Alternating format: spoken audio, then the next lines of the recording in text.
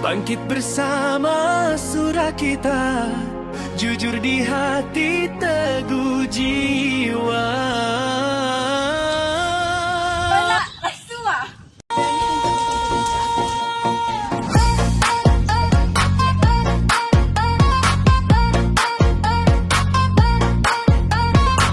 Langkah kecil bermula hari ini. Assalamualaikum, nama saya Fahna Betulina.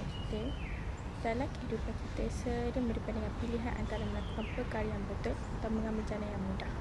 Kejujuran dan amanah menjadi nilai penting untuk membina masyarakat yang bersih. Nak, aku boleh bantu kau untuk dapat keputusan lebih baik. Tapi kau perlu bagi duit lah dekat aku. Betul ke? Mudah macam itu saja. Ya, semua orang boleh buat. Jangan risaulah.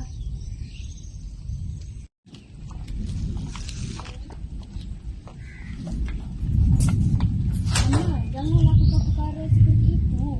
Rasuah mungkin akan menguntungkan sekarang, tetapi akan menyesatkan kepada orang lain dan juga diri sendiri nanti. Betul, kejayaan yang sebenar datang daripada usaha dan kejujuran, bukan melalui cara yang salah, Amna.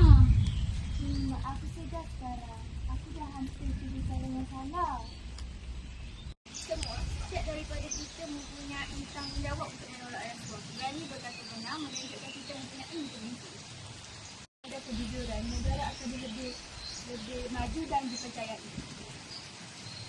Ana, aku sudah telah pernah memberi dan merasuah kami membuatkan. Janji, aku akan memilih cara yang bijak dan tidak dengan rasuah. Berani untuk berkata tidak kepada rasuah merupakan langkah kecil, tetapi membawa kepada perubahan yang besar. Berani kerana benar, tolak rasuah jangan gentar. Bersatu hati membina negara, dengan integriti kita berjaya. Berani kerana benar, suara kita terus berkobar. Jujur amanah jadi pegangan, masa depan penuh harapan.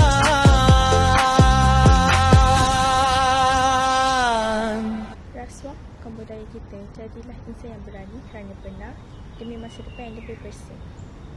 Berani kerana benar. Kami